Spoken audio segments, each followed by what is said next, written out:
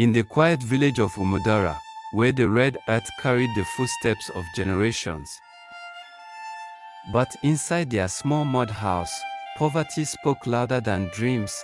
Her father, Papa Obi, looked at her gently and said, "Zora, books cannot feed hungry families."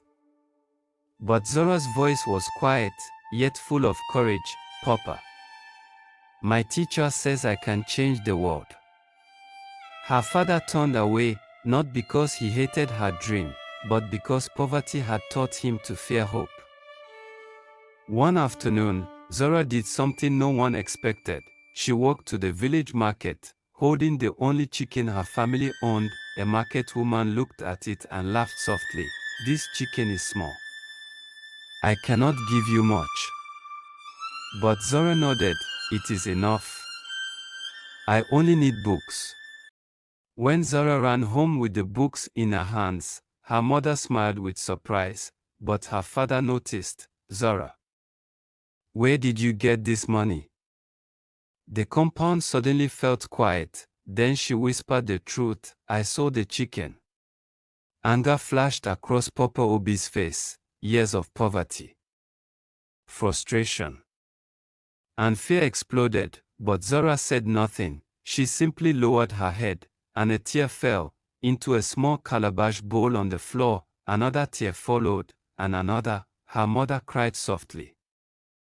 Days later, someone arrived at their compound. It was Teacher Kemi. She held a letter in her hand. Then she smiled. "Zora has been awarded a scholarship." For a moment, no one spoke, not even the wind. Papa Obi slowly picked up the calabash bowl, the same bowl that had held his daughter's tears, and for the first time in years, the strong farmer began to cry, voice shaking, "My daughter, forgive a father who was afraid to believe." Zora hugged him tightly, and in that moment, the tears of the past became hope for the future. Years passed. The little village girl grew into something greater. Inside a bright classroom stood Teacher Zora, strong, confident, and inspiring. A curious student once asked, "Teacher Zora, why do you keep that old calabash?" She smiled gently, then answered, "Because every tear you cry today can grow into tomorrow's dream."